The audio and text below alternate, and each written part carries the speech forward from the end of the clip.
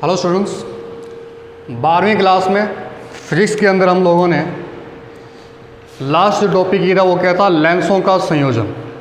ठीक है, क्या टॉपिक था अपना? लेंसों का संयोजन था। इसके बाद हम लोगों ने लेंस से रिलेटेड जितने भी न्यूमेरिकल थे वो किए थे हम। ठीक है, तो लेंस अपना यहाँ कंप्लीट हो जाता है। इसके बाद अपना जो नया टॉपिक आता है वो क्या है? प्रिज्म। क्या है? प्रिज्म।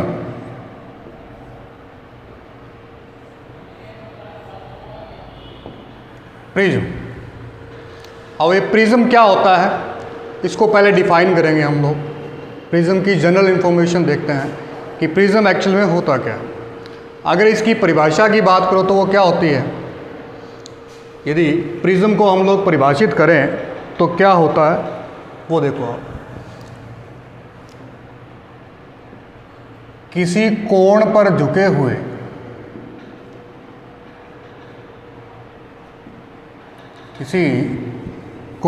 झुके हुए दो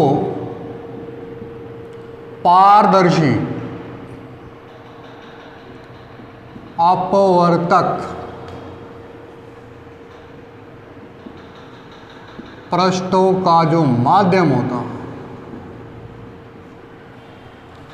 माध्यम प्रिज्म कहलाता है।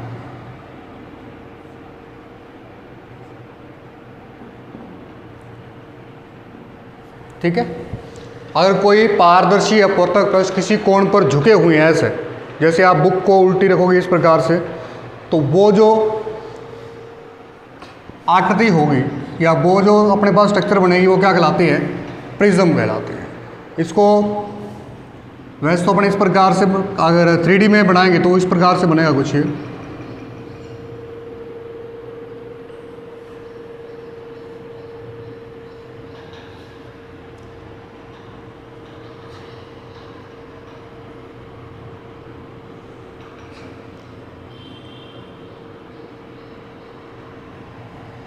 इस प्रकार से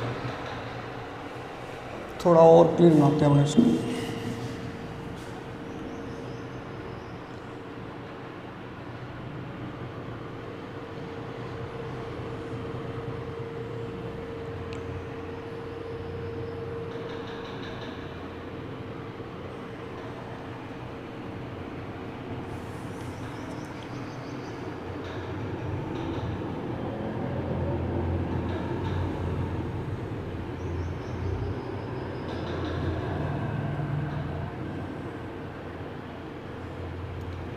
ये इस प्रकार से होता है कुछ प्रिज्म। इसको थोड़ा लंबा बना दिया आपने, छोटा होता है। ठीक है, तो ये वाले जो दोनों पृष्ठ हैं, इधर वाला और इधर वाला, ये वाले जो दोनों पृष्ठ हैं, ये वाले, इनको क्या बोलते हैं? अपवर्तक पृष्ठ बोलते हैं। क्या होता है ये? अपवर्तक पृष्ठ होता है। ठीक है, और नीचे जो ये जो आयताकार रूप में जो आपको दिखाई दे रहा है, ये होता है इसका आधार। क्या होता है? आधार। ठीक है, ये नीचे आधार होता है। वैसे आपने 10th क्लास में इसकी जो पिक्चर है वो देखी होगी बुक के अंदर। ठीक है, और 12वीं में प्रैक्टिकल भी होता है आपका इसका प्रिज्म से रिलेटेड। तो ये इसका क्या होता है? नीचे वाला बेस यानी कि आधार होता है। ठीक है, और ये जो दोनों किसी कोण पर झुके हुए पृष्ठ हैं, ये एंगल ए, ठीक है, इसको बोलते हैं प्रिज्म कोण, या कई बार इसको अपवर्तक कोण भी बोल देते हैं।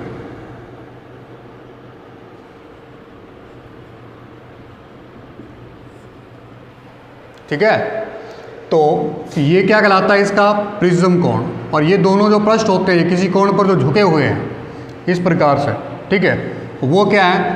अपवर्तक पृष्ठ है। ठीक है, इन पर प्रकाशीय किरण आपतित होते हैं। और नीचे जो है वो क्या कहलाता है? इसका आधार कहलाता है।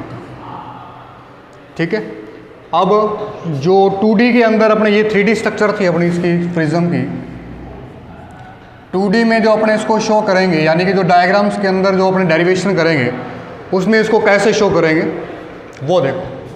2D के अंदर एक ट्रायंगल से शो करेंगे अपन इस प्रकार से।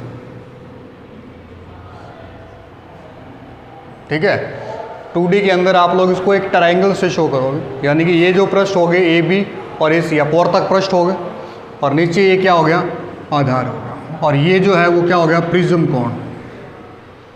ठीक है, ये क्या हो गया, प्रिज्म कोण। देखो ये एंगल सामान्य जो त्रिभुज होता है, सॉरी जो सामान्य प्रिज्म होता है या साधारण प्रिज्म जो होता है, इसका जो प्रत्येक कोण है वो होता है 60 डिग्री का। प्रिज्म बहुत प्रकार के होते हैं, कईयों में 90 डिग्री का एंगल भी होता है एक। ठीक है, तो जो सामान्य प्रिज्म होता है उसमें 60 डिग्री का एंगल लिया जाता है। ठीक है, तो ये था प्रिज्म के बारे में कुछ जनरल इंफॉर्मेशन जो आपको पता होनी चाहिए। क्या कि प्रिज्म की परिभाषा यदि आपसे पूछे तो वो क्या है कि किसी कोण पर झुके हुए दो पारदर्शी अपवर्तक पृष्ठों का जो माध्यम है, ये पारदर्शी अपवर्तक, ये पारदर्शी होंगे, ट्रांसपेरेंट। ठीक है, जो माध्यम है वो क्या कहलाता है, प्रिज्म कहलाता है। ठीक है, अब इसके अंदर ये जो पृष्ठ हैं ये क्या कहलाते हैं, अपवर्तक पृष्ठ, ये वाले दोनों पृष्ठ, और नीचे ये जो है ये कहलाता है आधार इसका, और ये जो एंगल है इसको कहते हैं प्रिज्म या अपवर्तक कोण कहते हैं। ठीक है, ये 3D स्ट्रक्चर आपको बताई हमने, और इसके बाद 2D के अंदर इस प्रकार से एक ट्रायंगल से ही शो कर देते हैं अपने इसको। ठीक है, तो ये एक समबाहु त्रिभुज के रूप में होगा, प्रत्येक कोण इसकी कितनी डिग्री लेते हैं अपने समान है, 60 डिग्री। तो ये था अपना प्रिज्म। इसके बाद हम प्रिज्म से अपवर्तन करेंगे, जैसे लेंस से अपवर्तन किया था आप तक हम लोगों ने, अब प्रिज्म से अपवर्तन करेंगे कि प्रिज्म से अपवर्तन प्रकाशीय किरण का किस प्रकार से होता। ठीक है, प्रिज्म से अपवर्तन, तो मेन हेडिंग लगाएंगे अपने इसका जो डेरिवेशन है, प्रिज्म से अपवर्तन, रिफ्रैक्शन बाय प्रिज्म। लेंस से अपने अपवर्तन किया था, अब अपने प्रिज्म से करेंगे अपवर्तन। ठीक है, तो इसका रे डायग्राम देखो क्या होगा।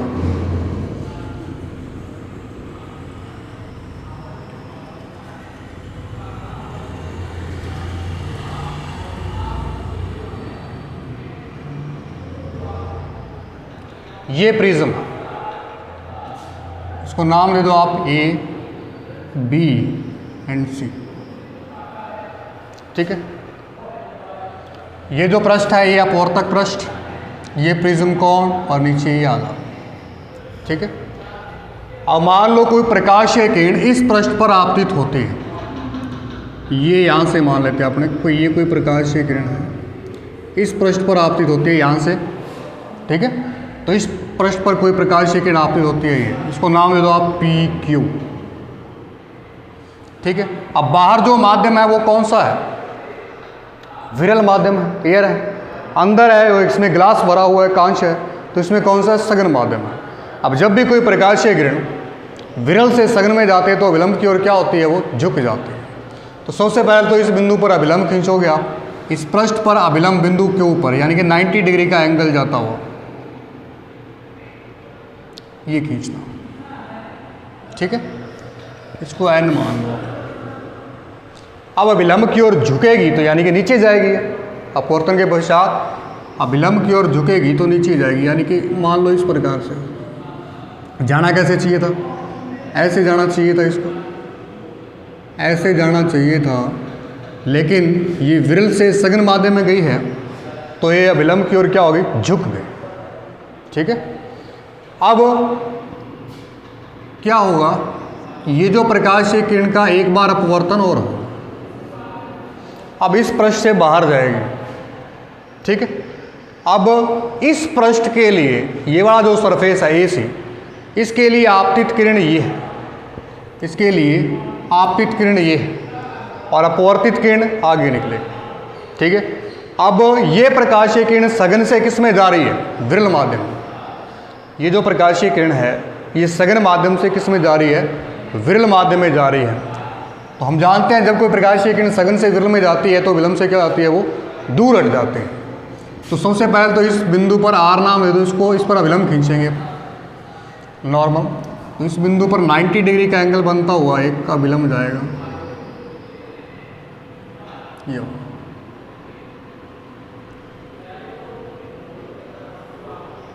अब ये अभिलंब से दूर होगी, ये अभिलंब है, अभिलंब से दूर होगी तो नीचे जाएगी, ठीक है। अगर अभिलंब की ओर झुकती तो ऊपर जाती, अभिलंब से दूर हो रही है तो नीचे जाएगी, इस प्रकार से निकल जाएगी, ये इस प्रकार से।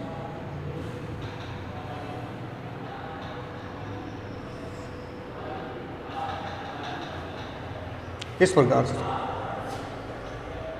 तो ये रे डायग्राम आपको समझना है, ठीक है, कि प्रकाश का अपवर्तन प्रिज्म में किस प्रकार से होता है, ठीक है। इसको नाम आपने दिया PQRS, ठीक है। ये जो प्रकाशीय किरण है इसको बोलते हैं आपतित प्रकाशीय किरण,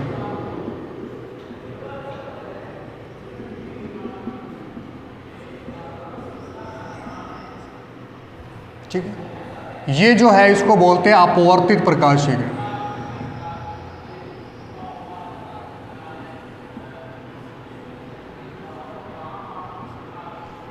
इसको बोलते हैं इमर्जेंट रे, यानी कि निर्गत किरण,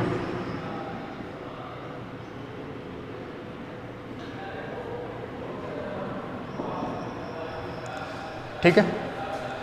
तो इस प्रकार से इसको नाम दे देंगे। तो इस प्रकार से प्रिज्म में प्रकाश का क्या होता है, अपवर्तन होता, ठीक है। ये प्रिज्म कोण ही होता है, इसको भी आप नाम दे दो, इसको नाम दे दो आप T, ठीक है। अब आपतित किरण जो है वो अभिलंब के साथ जो कोण बनाती है कौन सा होता है, आपतन कोण। ये अभिलंब है, इसके साथ कौन सा एंगल बनाएगी, ये आपतन का। ये अपवर्तित किरण है तो कौन सा बनाएगी, अपवर्तन कोण। ये दो एंगल बना रही है, इधर भी और इधर भी, तो इसको नाम देते हैं अपन, ये R1 और ये R2। ये निर्गत प्रकाशीय किरण है तो इमर्जेंट एंगल बनाएगी, इमिटिव एंगल, तो यानी कि E होगा ये निर्गत कोण। ये कोण कौन सा है, निर्गत कोण बोलते हैं इसको। निर्गत किरण बना रही है तो ये क्या हो जाएगा, निर्गत कोण, ठीक है। तो इस प्रकार से आप एंगल शो कर दोगे, ठीक है। अब प्रिज्म के अपवर्तन में जो मेन वैल्यू आपको निकालनी है वो निकालनी है न्यूनतम विचलन कोण। न्यूनतम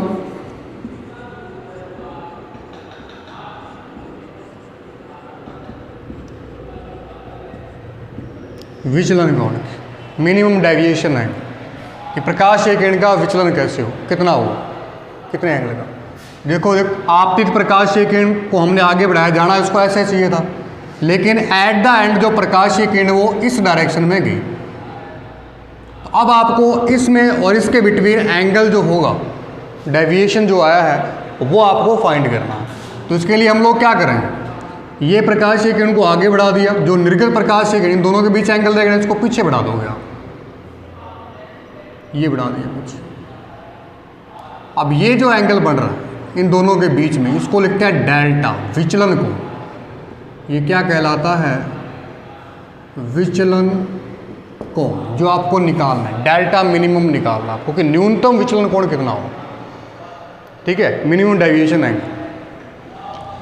तो डेल्टा की वैल्यू फाइंड करनी है, ठीक है। तो इस डेरिवेशन का मेन जो मोटिव है वो क्या है, डेल्टा की वैल्यू, ठीक है, और मिनिमम डेविएशन एंगल निकालना, ठीक है।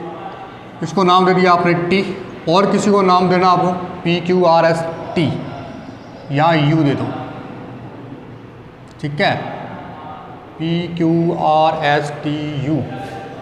इसको कुछ भी नाम दे दो आप, क्या दोगे, P दे रखा आप लोगों ने, X दे दो इसको नाम, ठीक, X दे दो इसको। तो ये रे डायग्राम आपको समझ आ गया होगा कि कोई प्रकाशीय किरण पृष्ठ A B पर आपतित हुई PQ, ठीक है, अपवर्तन हुआ तो विलंब की ओर झुक गई है, ठीक है। फिर इस पृष्ठ से फिर अपवर्तन होगा तो सघन से विरल में जा रही तो विलंब से क्या होगी, दूर होगी, ठीक है। ये प्रकाशीय किरण आपतित प्रकाशीय किरण, ये अपवर्तित प्रकाशीय किरण और ये निर्गत प्रकाशीय किरण कहलाते हैं, ठीक है। अब आपतित प्रकाशीय किरण जो एंगल बनाएगी वो कौन सा होगा, आपतन कोण, ठीक है। अपवर्तित प्रकाशीय किरण जो एंगल बनाएगी वो कौन सा होगा, अपवर्तन कोण। दो एंगल तो R1 R2, ठीक है। अब निर्गत प्रकाशीय किरण जो एंगल बनाएगी वो ई क्या कहलाएगा, निर्गत कोण। ठीक है, और आपतित किरण और निर्गत किरण के बीच का जो एंगल होगा वो क्या कहलाएगा, विचलन कोण, डेविएशन एंगल। तो इसके लिए आपने इसको आगे बढ़ाया और इसको पीछे बढ़ाया, तो इसके बीच का एंगल डेल्टा आ गया, जो आपको फाइंड करना। ठीक है, जो आपको फाइंड करना। इतनी बात समझाइए आप। अब अपने डेरिवेशन स्टार्ट करते हैं। देखो मेन जो रे डायग्राम है वही है, इसके बाद डेरिवेशन इजी हो जाता है।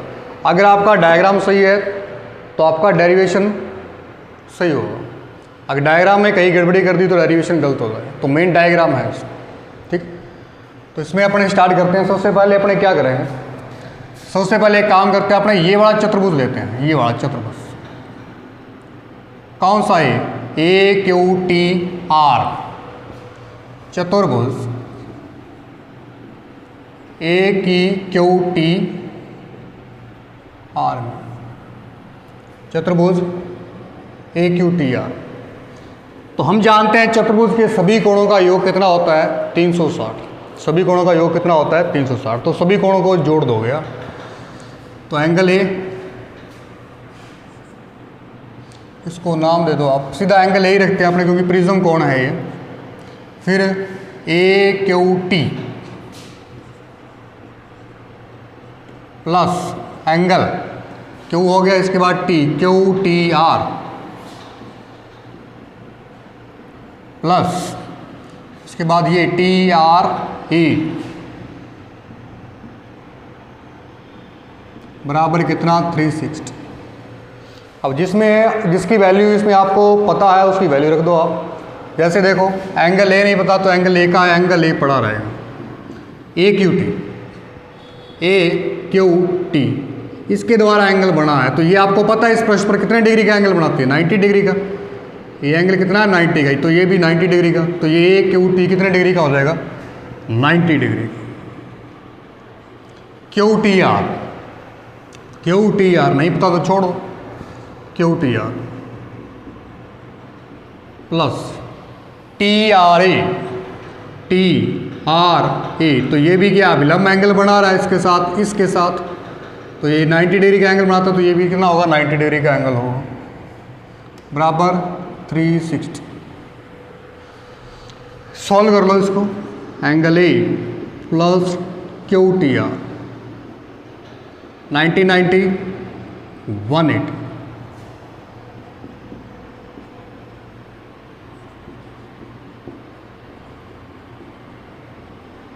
वन 180 इधर जाएगा तो 180। इसको इक्वेशन नंबर क्या दे दोगे आप, 1 दे दो। ठीक है, ये समीकरण क्या आ गई अपने पास, एक आ गई। कहाँ से, इस चतुर्भुज से, इस चतुर्भुज से। ठीक, अब आपको क्या करना है, ये वाला ट्राइंगल लेना है, ये वाला R1 R2 वाला, R1 R2 वाला। तो देखो आप त्रिभुज कौन सा है, क्यू टी आर में, Q T R, Q T are. तो त्रिभुज के सभी कोणों का योग कितना होता है, 180। तो अपने सभी कोणों का योग देख लेंगे, angle R1 plus angle R2 plus Q T are 180। इसको इक्वेशन नंबर 2 देते हैं। ठीक है, R1 R2 और क्यू टी आर। अब देखो समीकरण 1 और 2 से, ये भी 180 के बराबर है और इनका योग भी 180 के बराबर है। दोनों की क्या कर दोगे आप, तुलना। समीकरण 1 व 2 की तुलना करने पर करो, left hand side A plus Q T are बराबर 180 के ये बराबर, 180 के ये बराबर। तो 180 की जगह ये रख सकते हो आप, R1 R2 Q T are. इस क्यू टी आर से क्यू टी आर क्या हो जाएगा, कैंसिल। तो एंगल ए बराबर क्या आ जाएगा, R1 प्लस R2। इसको आप इक्वेशन नंबर दे दोगे 3rd। ठीक है, तो यहाँ तक आपको समझ आया होगा। सबसे पहले तो हम लोगों ने क्या किया, ये एक चतुर्भुज लिया, इसके सभी कोणों का योग किया, इक्वेशन आ गई है। इसके बाद ये वाला त्रिभुज लिया, इसके सभी कोणों का योग किया, तो अपने पास इक्वेशन आ गई 2। अब 1 और 2 की तुलना करने पर अपने पास समीकरण कितनी आ गई, 3। ठीक है। अब इसके बाद आपको क्या करना है, स्टेप बाय स्टेप चलेंगे अपने। अब आपको ये वाला त्रिभुज लेना। देखो आपको वैल्यू किसकी निकालनी है, डेल्टा की निकालनी है। तो वो कौन से त्रिभुज का बाह्य कोण है, इस वाले त्रिभुज का बाह्य कोण। इस वाले त्रिभुज का क्या है, बाह्य कोण। तो फिर देखते हैं।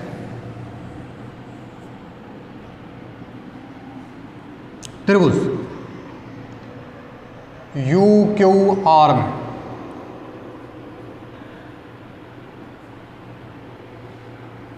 यू क्यू आर ये वाला त्रिभुज, तो इसमें बाह्य कोण क्या है, डेल्टा। तो त्रिभुज की आपने प्रॉपर्टी देखी होगी कि त्रिभुज में जो एक्सटर्नल एंगल बनता है, बाह्य कोण बनता है, वो आंतरिक कोणों के योग के क्या होता है, बराबर होता है। आंतरिक कोणों के योग के क्या होता है, बराबर होता है। तो आप लिख सकते हो कि जो डेल्टा है वो क्या होगा, एंगल। आंतरिक कोण कौन से हैं, you Q R, you Q R plus दूसरा यू आर क्यू, ये आ जाएगा। इसको आप एक बार इक्वेशन देके छोड़ दो, नंबर 4। अब आपको यू क्यू आर और यू आर क्यू के वैल्यू निकालना है। यू आर क्यू की वैल्यू बतानी है कितनी आए, डायग्राम से देख करके। तो चित्र में देखो आप इनकी वैल्यू क्या है। सबसे पहले यू क्यू आर निकालते, बाद में यहाँ इस इक्वेशन में वैल्यू पुट करेंगे। यू क्यू आर, ये वाला एंगल, ये वाला एंगल निकालना। ठीक है, कौन सा एंगल निकालना है, ये वाला एंगल। अब आप यहां देखो, ये रेखा और ये रेखा काट रही है। ये एंगल आई है, तो ये पूरा एंगल भी क्या होगा, आई होगा। शीर्षाभिमुख कोण के बारे में आपको पता होगा कि यदि ये रेखाएं इस प्रकार से काट दें तो ये कोण इसके क्या होता है, बराबर होता है। शीर्षाभिमुख कोण है। उसी प्रकार से यहाँ ये प्रकाशीय किरण गई और ये रेखा है, तो इसमें ये वाला जो आई एंगल है वो इस वाले के क्या होगा, बराबर होगा। ठीक है, इसके क्या होगा, ये बराबर होगा। अब आपको ये वाला एंगल चाहिए, ये वाला, तो इसको कैसे निकालोगे। देखो ये पूरा एंगल कितना है, आई है, और ये नीचे वाला आर है। तो आई में से आर को माइनस कर दोगे, R1 को माइनस कर दोगे, तो आपके पास क्या देगा, I माइनस R1। तो ये एंगल क्या आ गया, I माइनस R1। इसी प्रकार ये वाला एंगल URQ, ये फाइंड करना। ये कैसे करोगे, देखो जैसे यहाँ किया, ये अभिलंब और ये वाली निर्गत रेखा इस प्रकार से काट रही है, तो ये जो E एंगल है तो ये भी क्या होगा, फिर E होगा। ये एंगल भी क्या होगा, E होगा। अब इतना एंगल तो आपके पास R2 है, आपको ये एंगल चाहिए, ये वाला एंगल। तो ये एंगल क्या होगा, E में से R2 क्या हो जाएगा, माइनस E माइनस R2। तो आप यहाँ लिख दोगे E माइनस R। ठीक है, तो यहाँ कन्फ्यूज़न हो सकता है, तो इसको आप ध्यान से वैल्यू पुट करनी है, UQR और URQ। ठीक है, क्योंकि ये दोनों काट रही हैं तो ये वर्टिकली अपोजिट एंगल हो। ये I है तो ये भी I हो। ठीक है, अब नीचे वाला R1 है तो I माइनस R1 ऊपर वाला एंगल बच गया। इसी प्रकार से इधर ये रेखा और ये रेखा काट रही है, तो ये शीर्षाभिमुख कोण बनेंगे। ये E है तो ये पूरा भी E होगा। नीचे वाला R2 है तो E माइनस R2 ये एंगल होगा। ठीक है, तो इनकी वैल्यू समीकरण 4 में पुट कर दो। समीकरण 4 में मान रखने पर, समीकरण 4 में मान रखो, डेल्टा UQR कितना है, angle I minus angle R1, ये plus angle E minus angle R2। इसको थोड़ा सोल्व कर लो, अपने सीधे लिख देते हैं इसको एंगल लगाने की। डेल्टा बराबर क्या है, I plus E minus R1 plus R2। इसको थोड़ा आप एडजस्ट करो तो इस प्रकार से बन जाएगा। ठीक है, अब समीकरण नंबर 3 में देखो आप, R1 प्लस R2 की वैल्यू क्या है, ये R1 प्लस R2 की वैल्यू क्या है ये, तो इस R1 प्लस R2 की जगह हम क्या रख सकते हैं, ये। तो समीकरण 3 से डेल्टा बराबर I प्लस ई माइनस ए, तो डेल्टा की वैल्यू आ गई। ये किसकी वैल्यू आ गई, डेल्टा की वैल्यू आ गई। ठीक है, ये अपने पास डेल्टा की वैल्यू आ गई। अब ये आपको पता चल जाए कि डेल्टा किस पे डिपेंड करता है, आई पे डिपेंड करता है, ई पे डिपेंड करता है, ए पे डिपेंड करता है। ठीक है, आपतन कोण पे डिपेंड करता है, जो डेल्टा है वो किस पे डिपेंड करता है, आपतन कोण। और किस प्रकार से डिपेंड करता है ये आपको देख, ठीक है, किस प्रकार से डिपेंड करता है ये देखना। आपको इक्वेशन नंबर दे दोगे 5, ठीक है, इक्वेशन नंबर 5 दे दोगे इसको। इक्वेशन नंबर 5 दे दी आपने इसको।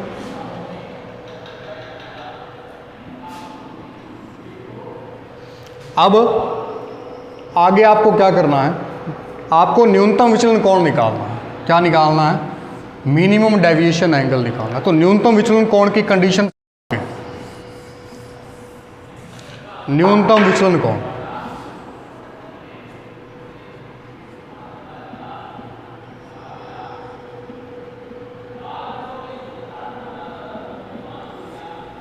न्यूनतम विचलन कोण, जब न्यूनतम विचलन कोण की कंडीशन आएगी तो उसमें उसकी क्या कंडीशंस रहेंगी, तो वो आपको ध्यान में रखना। जब भी न्यूनतम विचलन कोण होगा उसमें आई है वो किसके बराबर हो जाएगा, ई। अगर आई ई के बराबर है तो R1 भी किसके बराबर हो जाएंगे, R2।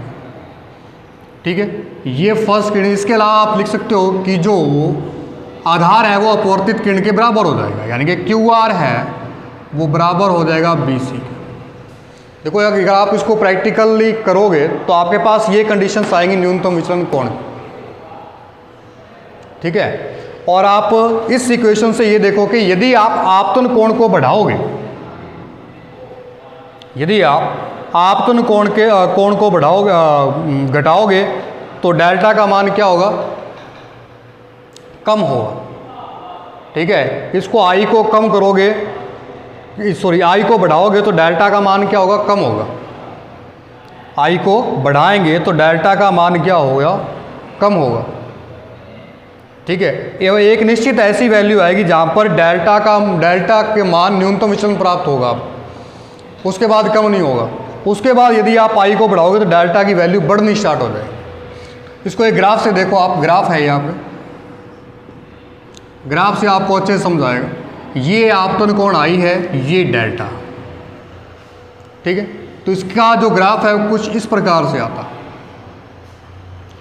अब आपतन कोण आप 10, 20, 30, 40, 50, 10, 20, 30, 40, 50 इस प्रकार से। अब आई की वैल्यू आप इधर से बढ़ा रहे हो तो ये धीरे धीरे कम हो रहा है, डेल्टा क्या हो रहा है, धीरे धीरे कम हो रहा है, नीचे जा रहा है डेल्टा नीचे जा रहा है। ठीक है, ग्राफ अगर आप आई और डेल्टा के बिटवीन लेते हो तो आई की वैल्यू इंक्रीज करने पर, बढ़ाने पर डेल्टा की वैल्यू क्या होती जाएगी, कम होती जाएगी। अब एक निश्चित मान पे एक मान ऐसा आएगा जहाँ पर इसकी वैल्यू मिनिमम होगी, एक ही वैल्यू होगी। ये बात ध्यान रखना कि डेल्टा की वैल्यू एक ही आएगी, मिनिमम वैल्यू। ठीक है, इसके सामने जो वैल्यू होगी वो क्या होगी, उसके सामने जो डेल्टा की वैल्यू होगी वो होगी डेल्टा मिनिमम। ठीक है, यदि हम आई के मान को कम बढ़ाते हैं तो डेल्टा का मान कम होता है धीरे धीरे। लेकिन ये आपतन कोण के एक मान पे ऐसी वैल्यू प्राप्त होती है जहाँ पर डेल्टा क्या होता है, न्यूनतम हो जाता है। अब यदि आप आई को यहाँ के बाद बढ़ाओगे, यहाँ बढ़ा रहे हो, अब डेल्टा का मान बढ़ना स्टार्ट होता है, वैसे इंक्रीज हो रहा है ना। अब यहाँ से 30 के बाद जैसे ही आप बढ़ाओगे तो इसका मान वैल्यू क्या हो जा रही है, बढ़ती जा रही है, बढ़ता जा रहा है। यानी कि एक बार तो डेल्टा की वैल्यू कम होती है, आई की वैल्यू को बढ़ाने पर एक बार तो डेल्टा की वैल्यू कम होती है, लेकिन एक वैल्यू डेल्टा की ऐसी आती है जिसके बाद आपतन कोण को बढ़ाने पर उसकी वैल्यू बढ़ना स्टार्ट हो जाती है। उस न्यूनतम वैल्यू को क्या कहते हैं, न्यूनतम विचलन कोण कहते हैं।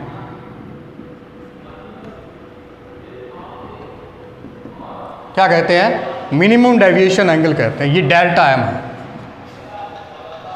तो इस डेल्टा एम की वैल्यू निकालनी है, ठीक है। और जब भी आपके पास कंडीशन आ जाएगी डेल्टा एम की, तब आपके पास आई बराबर ई हो जाएगा।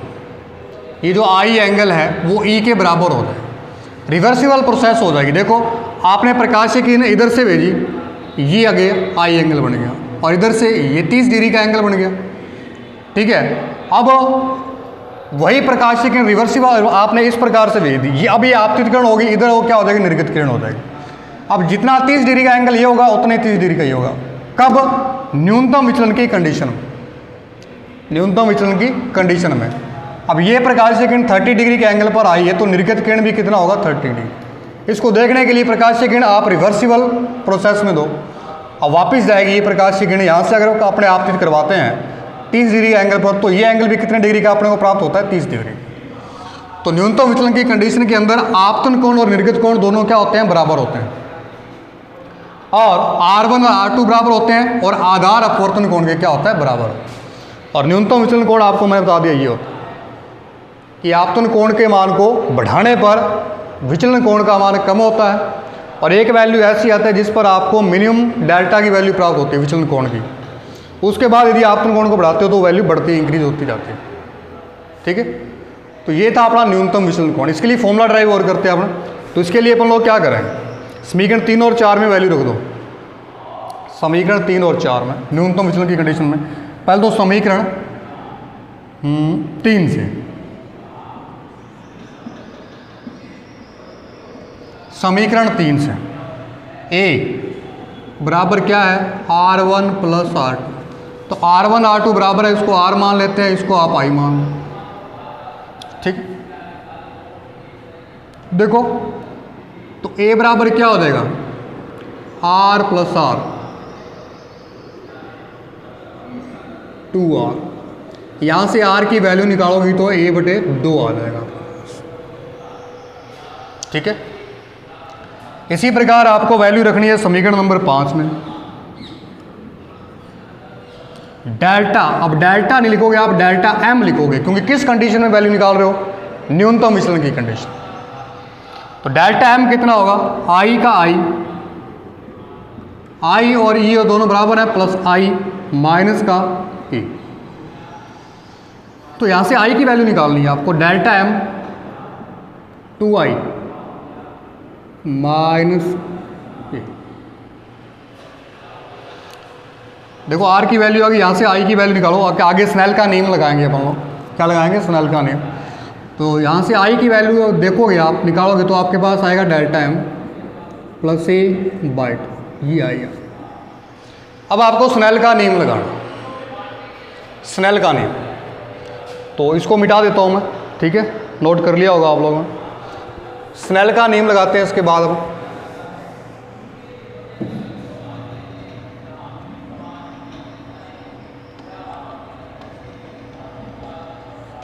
स्नेल का नियम क्या होता है, स्नेल का नियम, म्यू बराबर साइन आई बटा में साइन आर। आई की वैल्यू रख दो, कितनी निकाली है आपने, वो रही sine delta M plus A/2 sine R की वैल्यू क्या निकाली है, A/2।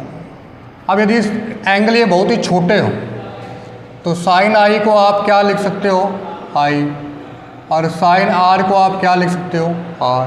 तो आई और आर की वैल्यू ये है, तो म्यू बराबर क्या आ जाएगा, डेल्टा एम प्लस A/2, 2 से 2 क्या हो जाएगा, कैंसिल आउट हो जाएगा। ए डिवाइड में आई इधर आएगा तो mu A, delta M plus A, delta M की वैल्यू निकालनी है आपको, ए को इधर ले जाओ, delta M mu A minus A, A common लोगे, म्यू माइनस 1, ये डेल्टा न्यूनतम विचलन कोण आ, ठीक है। तो इस प्रकार से आपको न्यूनतम विचलन कोण की वैल्यू ड्राइव करना, ठीक है। बिल्कुल सिंपल है, एक बार दो बार आप घर पे करोगे तो आपसे अपने आप हो जाएगा, ठीक है।